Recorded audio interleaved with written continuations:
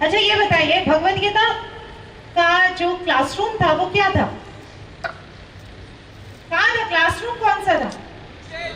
कुरुक्षेत्र। एक अच्छा खासा रूम होगा ना, एसी वाला रूम जैसे आपके बच्चों का होता है? ऐसा नहीं था? कैसा था? हाँ, लड़ाई का मैदान है ना। उसमें क्या चल रहा था? क्या चल रहा था?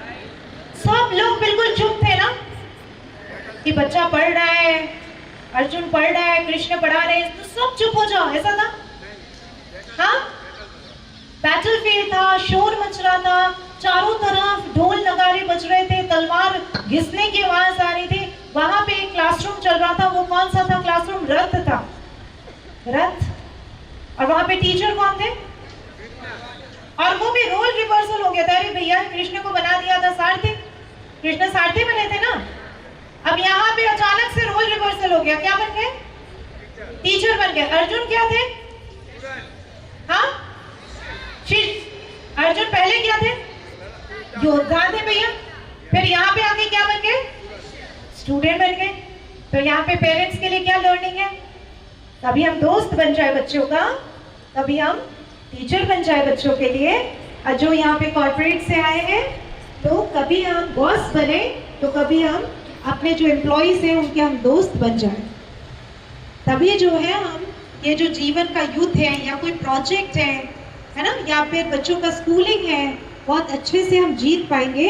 और जब तक हम सिर्फ पेरेंट ही बनते रहेंगे, नहीं जी हम तो अथॉरिटी में, तब तक हम रोल रिवर्सल जब तक नहीं करेंगे ना, तब तक हम जीत नहीं पाएंगे। 45 मिनट्स में पूरा भगवद गीता पूरा, और हम इतने समय हो गए। अच्छा बताओ, सच्ची सच्ची भगवद गीता घर पे है पर अभी तक खोल के नहीं देखा। पूजा करते हैं डेली, भगवद गीता खोल के नहीं देता है, सच होता है, पर पूजा करते हैं। या फिर आज जाके ढूंढेंगे कहाँ पे, अरे भगवद गीता में ये सब छुपा हुआ था, मतलब पता ही नहीं था। हाँ, है ना। कॉर्पोरेट में एक दिन के ट्रेनिंग प्रोग्राम के पैसे देते हैं यही सब सीखने के लिए, यही सीखने के लिए, है ना। पर घर पे रखा हुआ है ट्रेनिंग, पूरा बुक मैनुअल रखा हुआ है, पर वो देखते ही नहीं है। 45 मिनट्स लगे तो हो जाएगा, 45 मिनट्स हमारे पास नहीं है। चलो 45 मिनट्स ना हो, एक अध्याय के लिए 10 मिनट तो होंगे। श्लोक कितने हैं? 700 श्लोक, 45 minutes, no plan class, continuous change of roles. तो फूड फॉर थॉट क्या है कि पूरे शोर मचे, हमारा माइंड इतना पावरफुल है ना। यहाँ पे बच्चे आपके इधर उधर भाग रहे हैं, दौड़ रहे हैं। कई बार ऐसा होता है, पेरेंट्स क्या करते हैं, कोई चीज टीवी का प्रोग्राम देखना होता है ना, पेरेंट बच्चा आएगा ना तो 2 थप्पड़ लगा देते हैं, लगाते हैं ना। देखो यहाँ पे एक बच्चा बोल रहा है हाँ, और बच्चा आके कुछ भी बोले ना तुरंत इरिटेट हो जाते हैं कि अभी मेरे सास बहू वाला सीरियल चल रहा है, तू जा ना, अभी तुझे सब कुछ मांगना है। तो यहाँ पे क्या बोल रहे हैं। और या फिर स्टूडेंट्स ये कहते हैं कि जब तक पूरी घर पे शांति ना हो तब तक मेरा कंसंट्रेशन नहीं हो सकता है। ईश्वर ने हमें ये पावर दिया हुआ है माइंड का, कि हम माइंड को अगर बोले ना कुछ भी चल रहा है, तेरा माइंड को इस चीज में लगा दे, तो वो माइंड इतना पावरफुल है कि उस चीज में लग जाता है। फॉर एग्जाम्पल, आपने देखा होगा बच्चों को टीवी देखते हुए जब वो खाना खाते हैं, आप पूछ रहे खाना कैसा बना,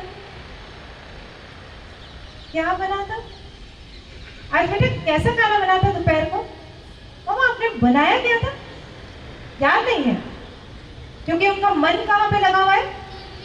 तो मन अगर जहां पे लग जाए वहां पे कंसंट्रेशन हाई हो जाता है। तो ये भगवद गीता में कितने साल पहले बोल के गए। अर्जुन जो है वहां पे बोल रहे थे कि भैया मुझे तो युद्ध नहीं करनी है, मुझे भागना है यहाँ से, मुझे जाने दो, मुझे यहाँ पे नहीं रहना है, जाने दो ना।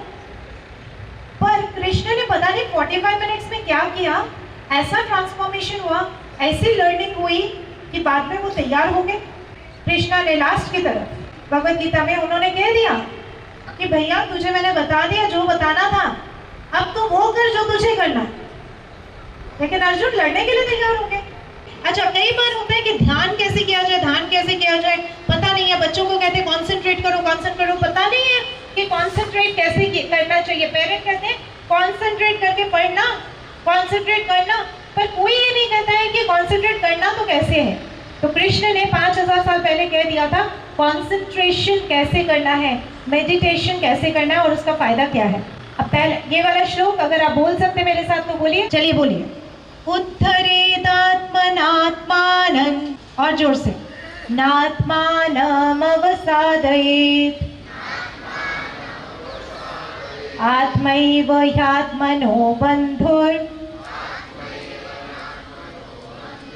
आत्मैव रिपुरात्मनः।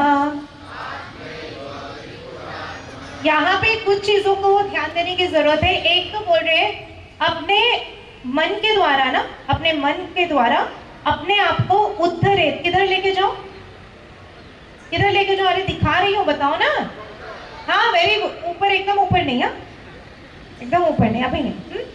और कह रहे ना मत करो, नीचे की तरफ नहीं लेके जाना है। तो ऐसा क्यों बोले, मन के द्वारा अपने आप को ऊपर लेके जाओ, नीचे मत लेके आओ, ये मन क्या है?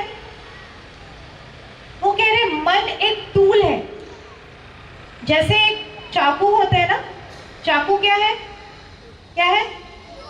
एक औजार है, वेरी गुड, एक औजार है, एक टूल है। तो चाकू से क्या हो सकता है? कोई डॉक्टर आए तो क्या कर सकते हैं उसी चाकू से? और यहाँ पे रेखा दीदी होगी, रेखा दीदी, कमला दीदी है, चाकू से क्या करते हो दीदी? सफरजन यानी एप्पल काटते हैं। तो यानी कि एक ही चाकू है, कितने सारे रूप से काम होते हैं।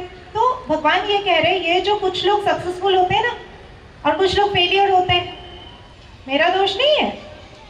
तुम्हें मैंने एक औजार दे दिया, एक चाकू दे दिया, कौन सा चाकू, क्या नाम है उस चाकू का, औजार का? मन। क्या दिया? मन। अब उस मन को जिस तरफ तुम लेके जाओगे उसी तरह का तुम बन जाओगे।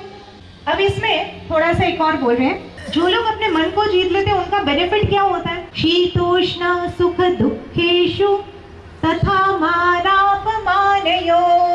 इतनी गर्मी है ना, एसी जब तक नहीं चलता है ना मुझे अच्छा नहीं, बर्दाश्त नहीं होता। ये पता नहीं, लाइट चली जाती है, टीवी ऑफ हो गया और एसी ऑफ हो गया, फैन ऑफ हो गया, क्या बोलते हो? ओहो, मुझसे क्या निकलता है? बच्चों के क्या निकलेगा? बच्चे क्या बोलते हैं जब लाइट ऑफ हो जाती है तो? अरे यार। तो बोल रहे हैं कि अगर आपका मन आपके कंट्रोल में हो जाएगा तो क्या होगा? जब लाइट चली जाएगी ना तब भी आप शांत रहोगे, कोई प्रॉब्लम नहीं होगी। और कितने लोग यहाँ पे ऑफिस में काम करते हैं? हाथ उठाओ। ऑफिस में काम करते हैं, बड़े लोग काम करते हैं। अप्रेजल सिस्टम होता है आपका, अप्रेजल सिस्टम। हाँ, अप्रेजल में बड़ा कठपुतली बन जाते हैं सारे लोग। मान तथा मान अपमान, मान अपमान, अपमान अपमान में क्या होता है? मान मिले 5 आउट ऑफ 5 मिल गया अप्रेजल में, क्या करेंगे? पार्टी देंगे, 4 दिन तक काम ही नहीं करेंगे, सेलिब्रेशन करेंगे। और अप्रेजल में 2 मिल गया तो अगले दिन डिप्रेशन, ऑफिस जाने का मन नहीं। और इसीलिए आपके बॉस जो है ना आपको नचाते हैं, किस तरह से? ये अपमान का हथियार से नचाते हैं, अप्रेजल का हथियार पकड़ा देते हैं, है ना, कि बहुत मेहनत से काम कर तो तुझे अच्छा अप्रेजल मिलेगा। मतलब मेहनत से कर्म क्यों करवा रहे हैं? ताकि आपको मान मिले। और हम भी बेवकूफ की तरह काम इसलिए कर रहे हैं ताकि हमें मान मिले, और मान ना मिले तो गए काम से। डिप्रेशन, स्ट्रेस, एंड पूरे समय देखो जेलसी, जिसको प्रमोशन मिलेगा उससे जेलसी। पूरी लाइफ कौन खराब कर रहा है? हमारा मन ही तो खराब कर रहा है। पहले ही तो बता दिया ना, मन ही आपके शत्रु है, मन ही आपके मित्र है। अब यहाँ पे एसओपी बता रहे हैं। कितने लोग कॉर्पोरेट में आपका एसओपी होता है? एसओपी, एसओपी का मतलब जानते हैं आप क्या होता है? What is SOP? Full form of SOP, standard operating procedure. कब निकला होगा? 200 साल, 100 साल पहले, 5000 साल पहले निकला है ये SOP, standard operating procedure. Krishna ने बताया एसओपी, कैसे बताया? योगी युञ्जित सततम आत्मानं रहसि स्थितः एकाकी यत चित्तात्मा निराशीर परिग्रह। यानी कि कैसे बैठना है? बोले मेडिटेशन का प्रोसेस बता दो। रहसी, अकेले स्थान ले लो। सेकंड क्या करो? सेकंड क्या करो? अकेले बैठो, एक अलग से स्थान लो, अकेले बैठो। और जितने भी निराशी, अपरिग्रह, यानी कि कोई डिजायर मत रखो। तो कोई डिजायर मत रखो, हर डिजायर से अपने आप को दूर कर लो। तभी जैसे कि मेडिटेशन में हम बैठेंगे और क्या सोचेंगे? दूध जल तो नहीं रहा है, ये गैस ऑन तो नहीं कर दिया? होता है ना, 10 मिनट भी आंख बंद करके नहीं बैठ सकते हैं। तो आज से यदि आप प्रैक्टिस कराओगे ना, आई गारंटी यू 6 महीने तक आप 20 मिनट तक सिर्फ आंख बंद करके बैठो और ये एसओपी को फॉलो करो। आई गारंटी यू, आपका अगर ब्लड प्रेशर है, अगर आपका नहीं कम हुआ तो, डिजीजेस कम नहीं हुए तो, आपका ऑफिस में सक्सेस रेट नहीं बढ़ा तो आप मुझे आके बताना कि आपने मुझे बताया था 6 महीने पहले। I guarantee you, if you follow this in the morning hours, you will see. आगे और भी बता रहे कि कैसे आपको इस चीज को, इस सिस्टम को कैसे फॉलो करना है। शुचौ देशे मतलब कहाँ पे? एकदम गंदगी जहाँ पे है वहां पे। शुचौ मतलब क्लीन प्लेस, साफ सुथरा जगह पे। साफ सुथरा जगह पे दिवाली में जब घर की सफाई करते हैं तो कैसा फील होता है? कैसा फील होता है? अच्छा फील होता है ना। तो बोल रहे हैं कि एकदम साफ सुथरा देश में बैठो और अपने आसन को स्थिर रखो। ऐसा नहीं कि झूले पे बैठ जाओ, ठीक है? झूले पे मत बैठना मेडिटेशन करने के लिए। और वो जो जगह है ना, वो ना कि बहुत ऊंचा होना चाहिए, ना कि बहुत नीचा होना चाहिए। और यहाँ पे चैना जिना कुश, ये क्या है? कपड़ा, हिरण के छाल। और अजिना मतलब कुश, कुश देयर, अजिना मतलब देयर के छाल। और कुश यानी कि आप सोचो, कुश मतलब क्यों बोल रहे हैं आप सोचो, यानी कि वो नेचर में जाने की बात कर रहे हैं। यानी कि पहले के समय पे जब वो मेडिटेशन करते तो कुश के ऊपर, कुश कहाँ पे मिलेगा? ग्रास कहाँ पे मिलेगा? बाहर ही तो मिलेगा, घर के अंदर तो नहीं मिलेगा। तो वो कह रहे चलो आज हम घर के बाहर नहीं जा सकते, घर के अंदर कपड़े तो है, आसन तो है, उसके ऊपर बैठ के हम मेडिटेशन कर सकते हैं। तो ये नेक्स्ट एसओपी बता रहे हैं कि कैसे आप कर सकते हो। उसके बाद बोल रहे हैं तत्रैकाग्रं मनः कृत्वा यत चित्तेन्द्रिय क्रियः उपविश्यासने युञ्जात् योगमात्मा विशुद्धये। अब जो है ना, अपने मन को एकाग्र कर लो। मन को एकाग्र करके अपने इंद्रिय को, यानी कि कुछ मत सोचो मुझे ये चाहिए, मुझे ये चाहिए, बर्थडे पे क्या चाहिए, प्रमोशन के बाद कैसे पार्टी देनी है, ये सारी चीजें ना सोच के क्या करो, एक जगह पे बैठ के अभी मन की शुद्धि के लिए काम करना शुरू करो। अब प्रोसेस जो है इन्होंने स्टार्ट कर दिया मेडिटेशन का। अब आप आसन में बैठ चुके हैं। अब एक्चुअल प्रोसेस बता रहे हैं कि बैठोगे ना, झुक के मत बैठना, सीधे होके बैठना पड़ेगा। कहते हैं ना बच्चों को, बच्चे सीधे होके बैठो, सीधे होके बैठो। अगर आपने भगवत गीता शुरू से ही पढ़ाई होती ना, या पढ़ा होता ना, आज भी अभी भी देखो सब लोग जो है ना हल्का सा झुक के बैठे हुए, ज्यादातर लोग। क्यों? आदत ही नहीं है। भगवत गीता बचपन से पढ़े होते तो हम सीधे बैठने की आदत पड़ जाती। पर यहाँ पे फायदा भी बता रहे हैं, क्या फायदा है? समं काय शिरो ग्रीवम, काय बॉडी, सिर और नेक, तीनों जो है एक लाइन पे होना चाहिए। कर लो एक बार, एक लाइन पे करके देखो ना कैसा फील होता है। वेरी गुड, सब लोग करो। चेयर के ऊपर टेक मत लगाओ, सीधे बैठो बिना टेक लगाए। उसके बाद बोल रहे संप्रेक्ष्य नासिकाग्रम। इसके बाद अब उनको भी पता है, भगवान को भी पता था, हम लोग इतने परफेक्ट नहीं है, मार्केट प्लेस में जाके मेडिटेशन अभी नहीं कर पाएंगे। तो क्या बोल रहे हैं? कहाँ देखो? नासिक, नासिका के अग्रभाग में देखो। किसके? स्वयं। किसके? स्वयं मतलब अपने, पड़ोसी के नहीं, ठीक है? तो इनको पता नहीं, कृष्ण को पता था पहले ही कि ये किसी को पकड़ लेंगे, मुझे मेडिटेशन करना है, बॉस पकड़ लेंगे, मैं पकड़ लूंगी, हर्षा मैम को पकड़ लूंगी, आ जाओ बैठो यहाँ पे, मैं मेडिटेशन कर रही हूँ, आपके नाक की तरफ मुझे देखना है, यहाँ भगवत गीता में लिखा हुआ है।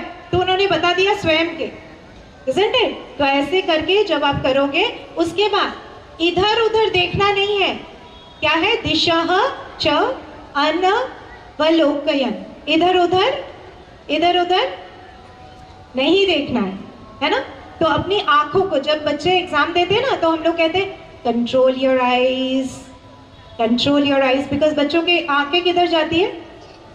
दूसरे पेपर में जाती है। तो हम तुरंत क्या कहते हैं? Control your eyes. तो यहाँ पे अपने आप को इंस्ट्रक्शन देना है, कंट्रोल योर आईज, राइट? ये मत देखो बच्चा क्या कर रहा है, वो क्या कर रहा है। जब आप मेडिटेशन करोगे ना, तो भगवान जो बैठे हो उधर, वो सब कुछ आपका ध्यान रख लेंगे। अभी देखो यहाँ पे प्राणायाम के बाद 4.29 और 4.30 में 5000 साल पहले कह गए, मतलब भला हो रामदेव बाबा जी का कि उन्होंने आज के युग में ये प्राणायाम को बढ़ावा दिया।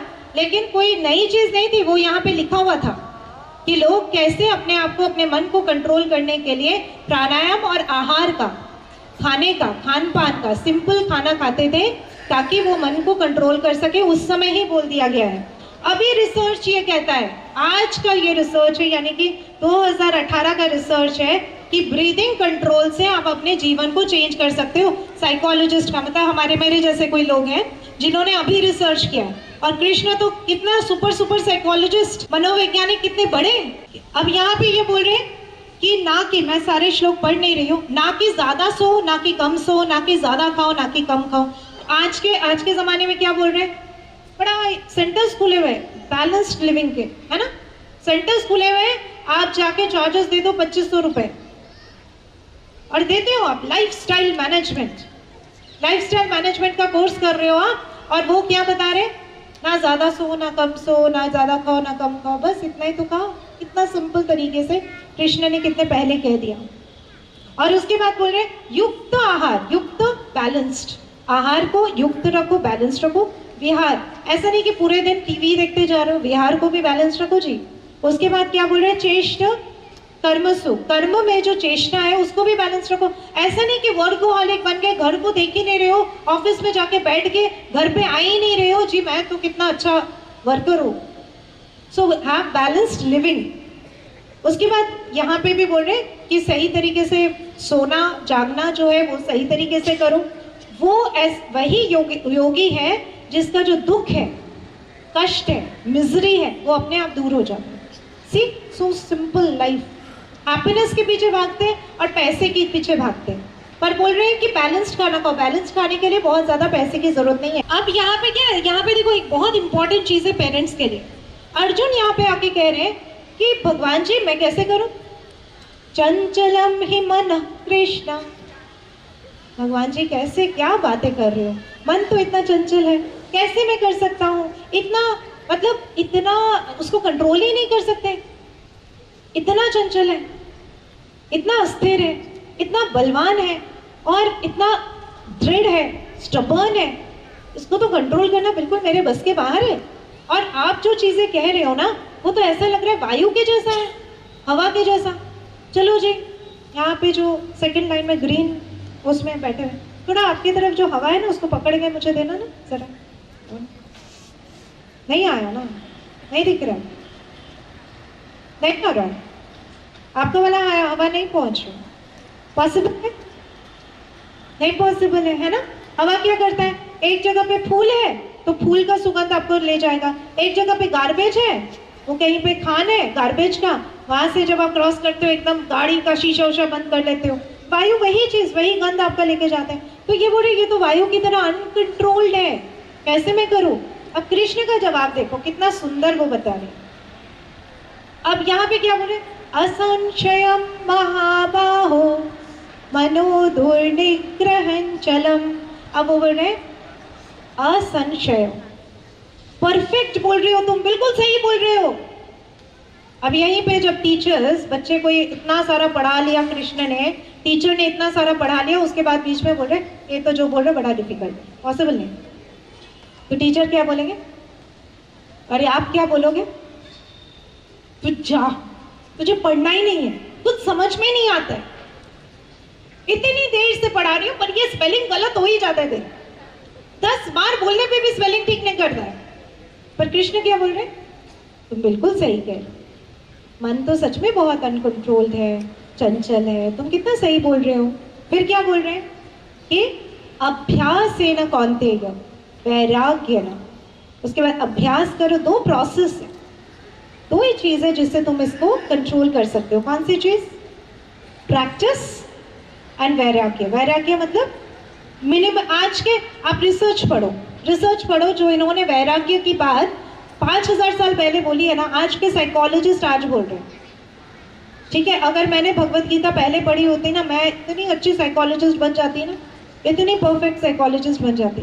वैराग्य, मिनिमलिज्म को फॉलो करने बोल रहे हैं कि, यानी कि मिनिमलिज्म जानते हो आप लोग, यानी कि कम से कम चीजों में जो संतुष्ट रहता है। और कई अमेरिका में कई घर में लोगों ने मिनिमलिज्म को फॉलो करते हुए अपना धन दौलत सब कुछ बेच दिया है, और एक घर में एक कुर्सी एक टेबल, एक कुर्सी और एक टेबल, उसी टेबल को बेड बना लेते हैं, उसी टेबल से काम चलाते हैं, एक ही रूम में हर चीज उनका बहुत ही मिनिमम 4 या 5 वस्तु में वो लोग घर चला रहे हैं और घर में रह रहे हैं।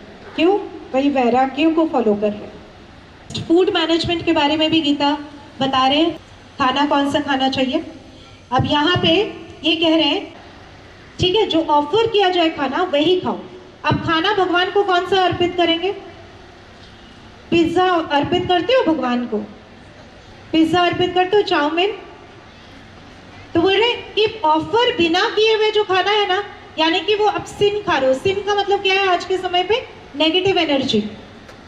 प्याज लहसुन अर्पित करते हो भगवान को, पर हम खा रहे हैं, तो यानी कि हम नेगेटिव एनर्जी को कंज्यूम कर रहे हैं। So that is the reason for our unhappiness. ठीक है, उसके बाद वो भगवान क्या बोल रहे हैं आप उनको अर्पित करने के लिए? फल फूल पुष्प पानी। तो बस मुझे ये अर्पित कर दो। और किस तरह से अर्पित करो? भक्ति से अर्पित करो। जो भी करो प्यार से अर्पित करो। तो एक तो वो बोल रहे हैं रेस्टोरेंट का खाना मत खाओ, क्योंकि उनका क्या मोटिव रहता है? जो आपके लिए बोला जा रहा है ना, पेरेंट आप बोलो, जहाँ पे बच्चों की मतलब की चीज होती है ना, तुरंत बच्चों की तरफ आग चला जा रहा है कि देखो मैम ने बोला कि रेस्टोरेंट का खाना बंद करने के लिए। ओके, सो वो बोल रहे हैं कि ऐसे ऐसे वातावरण में खाना खाओ, ऐसे खाना अर्पित होना चाहिए, ऐसे खाना पकाया जाए कि जिसमें भक्ति भाव हो, अच्छी फीलिंग हो। उस फीलिंग के साथ अगर आप ये खाना को खाते हो या मुझे अर्पित करते हो, वो मैं स्वीकार कर लूंगा। नॉन वेज को प्रमोट नहीं कर रहे भगवत गीता। किसको प्रमोट कर रहे हैं? वेज को प्रमोट कर रहे हैं, क्योंकि यहाँ पे ये भी बोला गया कि नॉन वेज को खाने से आपका लाइफ कैसा होगा। यहाँ पे देखो, ये तीनों श्लोक में बताया गया है। पहला वाला जो है, जो खुशी को बढ़ाने वाला भोजन कौन सा होता है? वो होता है आयु को बढ़ाने वाला, खुशी को बढ़ाने वाला, सुख देने वाला, प्रीति देने वाला। हाँ, ये सब को बढ़ाने वाला भोजन कौन सा है? जो रस युक्त हो, जैसे एप्पल खा लो, खीरा खा लो, अनार खा लो, ये सारे खाना जो है, पालक खा लो, साग सब्जी खा लो जो रस युक्त है, नेचुरल जिसमें रस है। ऐसा नहीं कि पानी मिला के आपने उसको रस बना दिया। ठीक है, और उसके बाद स्निग्ध यानी कि चिकना वाला भोजन खा लो, घी वगैरह खा लो। वो जो खाना है वो आपके हृदय को बहुत प्रिय होता है। दूसरा जो खाना है वो क्या है? जो कि बहुत तीखा होता है, बहुत कड़वा होता है। ये जो खाना है आपके अंदर टेंशन पैदा करता है। समझ में आया? अनहैप्पीनेस का कारण ये आपके अंदर टेंशन पैदा करता है। थर्ड क्या है? थर्ड तो है कि बिल्कुल आपका मिजरी पे मिजरी आ जाएगा। जो लोग बासी खाना खाते हैं, मरा हुआ खाना खाते हैं, ये सब जो है ये क्या होता है? It will lead your life in misery. पूरी तरह से आप मिजरी में जियोगे। अब अर्जुन को भगवत गीता में कई बार अर्जुन ने क्वेश्चन पूछा, पर एक बार भी अर्जुन को कृष्ण ने ये नहीं बोला अरे इडियट तुझे समझ में नहीं आता है, बेवकूफ है क्या तू। क्या क्या बोला अर्जुन को?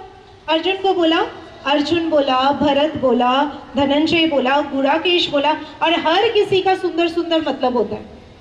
तो यानी कि हर स्टेप पे अर्जुन को ऐसे नाम से बुला रहे थे कि अर्जुन जो ऐसे बना हुआ था ना, वो धीरे धीरे धीरे धीरे करके स्ट्रेट होता गया। सोचिए आप अपने बच्चे को या अपने सबऑर्डिनेट को किस नाम से बुलाते हैं। अब पेरेंटिंग में एक चीज है कि धृतराष्ट्र को, धृतराष्ट्र ने क्या कहा? सबसे पहला श्लोक, धृतराष्ट्र उवाच धर्म क्षेत्रे कुरुक्षेत्रे समवेतायुयुत्सवः मामकाः पांडवाश्चैव किम कुर्वत संजय। किम कुर्वत संजय, संजय से बोल रहे हैं किम कुर्वत संजय। वो जो पांडु के पुत्र, यानी कि मेरे पुत्र ने, हमारा जब किसी का भाई की जब डेथ हो जाती है उसके बच्चे को हम क्या बोलते हैं? हमारे बच्चे। वो बोल रहे हैं पांडु के बच्चे और मेरे बच्चे युद्ध क्षेत्र में, धर्म क्षेत्र में कर क्या रहे? भैया क्या करने गए? वो किस लिए गए वहां पे? भोजन करने। क्या करने गए? क्या करने गए? युद्ध करने। पर ये क्वेश्चन क्यों पूछ रहे हैं? और सबसे पहला वर्ड उनका क्या था? धर्म क्षेत्र। वो ये तो नहीं बोल रहे युद्ध क्षेत्र, धर्म क्षेत्र बोल रहे, क्योंकि उनको डर है कि धर्म जो है वो अर्जुन के ऊपर हावी ना हो जाए और वो बहुत पावरफुल ना हो जाए। कहीं ऐसा ना हो कि मेरे बच्चे के ऊपर ही, दुर्योधन के ऊपर ही हावी हो जाए और वो हार जाए पहले, कुछ उसका मन बदलाव हो जाए और वो पहले ही हार जाए, तो मेरा बेटा राजा नहीं बन जाएगा। तो सोचिए, पहले में पेरेंट्स को तभी एंजाइटी रहेगी अगर आपने परवरिश ठीक से नहीं किया। टीचर ने कुछ भी अगर बच्चे को बोला और घर पे आके कंप्लेन की बच्चे ने। आज मैडम ने ना मुझे डांटा, सबके सामने मुझे डांटा। अच्छा, मैं जाके मैम से बात करती हूँ। Rather than asking the child, फिर आपने क्या किया, आपने कैसे जवाब दिया? आपने बाद में जाके मैम को बोला कि आपको बुरा लगा? तो डेवलपिंग करेज नहीं करते हैं हम, क्या करते हैं, बच्चे का ढाल बन के चलते हैं, जैसे धृतराष्ट्र ने किया था। और इससे क्या होता है, बच्चे जो है सेल्फ डिपेंडेंट नहीं बनते हैं, और जब वो घर के बाहर नौकरी करने जाते हैं तो हम सबको धृतराष्ट्र की तरह टेंशन हो जाता है कि वो कुर्वत संजय, बेटा खाना खाया, बेटा पानी पिया, बेटा तेरी तबीयत कैसी है? और उसके बाद वो बेटा फोन ही नहीं उठाएगा, क्योंकि वैसी परवरिश है। यहाँ पे इन दोनों में भगवान जो है एंगर का रीजन बता दे रहे हैं, पूरे एंगर का, इन दोनों श्लोक में पढ़ लेना जाके 2.6 to 2.63। वो बोल रहे हैं कि जहाँ पे आपको कोई विषय की तरफ पैसा चाहिए, प्रमोशन चाहिए, अप्रिसिएशन चाहिए, इस तरफ जब आपका मन जाता है ना, तो क्या होता है, आपका अटैचमेंट उसके साथ बढ़ता है, आपका डिजायर बढ़ता है, आपका गुस्सा बढ़ता है, आपकी सोचने की शक्ति खत्म हो जाती है, और धीरे धीरे धीरे धीरे आप नाश हो जाते हो। तो इसीलिए, और यही चीज बच्चे भी सीखते हैं। बच्चे भी क्या करेंगे, मुझे पेंसिल चाहिए, मुझे ऐसा पेंसिल चाहिए, उसके पास है, आपने नहीं दिया, बिकॉज आप भी तो वैसा ही कर रहे हो कि अभी मुझे ये गाड़ी चल रही है पर मुझे दूसरी गाड़ी चाहिए। जब मोबाइल चल रही है बट नया मोबाइल मार्केट में आ गया तो वो मोबाइल चाहिए। तो वो बच्चे देख रहे हैं और वही चीज आपसे सीख रहे हैं। This is a very important lesson of parenting. ये रिसर्च में वही कह रहे हैं कि मेटेरियलिज्म अभी 2014 का रिसर्च है, 5000 साल पहले हमारे कृष्ण भगवान जी ऑलरेडी रिसर्च का रिजल्ट दे के गए। ओके, अब यहाँ पे वैल्यूज कौन कौन से कल्टीवेट करना है। 16 अध्याय में 26 वर्च्यूज, पूरे 26 है। अभयम सत्व संशुद्धिर ज्ञान योग व्यवस्थितिः दानंदमश्च यज्ञश्च स्वाध्यायस्तप आर्जवम, पूरा 26 वर्च्यूज दिए हुए ये 3 श्लोक में। तो कम से कम हम 1-2 को उठा के चले, 1-2 को ट्रेन करें अपने आप को, ताकि हमारे बच्चे वैसे रहे। सबसे पहली चीज फॉरगिवनेस को, अगर आपके हस्बैंड ने आपके साथ कुछ बुरा भला कुछ कहा हुआ है, माफ कर दो ना। आपके सास ने कुछ कहा है, माफ कर दो ना। इसी से शुरू करते हैं, फॉरगिवनेस से। जबकि लास्ट श्लोक में कृष्णा ने लास्ट की तरफ इति ते ज्ञानमाख्यातम गुह्याद् गुह्यतरं मया विमृश्यैतदशेषेण यथेच्छसि तथा कुरु। यथा इच्छसि तथा कुरु, जैसा तुम चाहो वैसा करो। कि भैया तुझे मैंने बता दिया जो बताना था, अब तुम वो कर जो तुझे करना। लेकिन अर्जुन लड़ने के लिए तैयार हो गए। अभी ये सारे का प्रॉपर तरीके से विश्लेषण करो, प्रॉपर तरीके से मनन करो, चिंतन करो, उसके बाद जैसा तुम्हें ठीक लगता है वैसा करो। यानी कि बच्चे का हाथ पकड़ के नहीं चल रहे, तुम्हें ऐसा ही करना। देखो ऐसा करने से ये होगा, ये तुम्हारा डूज होना चाहिए, ये तुम्हारा डोंट्स होना चाहिए, बाकी तुम्हें जैसा ठीक लगे वैसा ही तुम करो। नॉलेज दो बच्चे को या अपने सबऑर्डिनेट्स को, एम्पावर करो उनको, लेकिन डिसीजन का फ्रीडम दो। This is ultimately which Bhagavad Gita this shloka is saying. बहुत कम श्लोक मैंने लिए हैं, हर एक श्लोक में कुछ ना कुछ है। आज के बाद से पढ़ना शुरू करो एंड फिर देखो Bhagavad Gita is a treasure जो हमारे पूरे लाइफ को बदल सकता है। Next slide. धन्यवाद।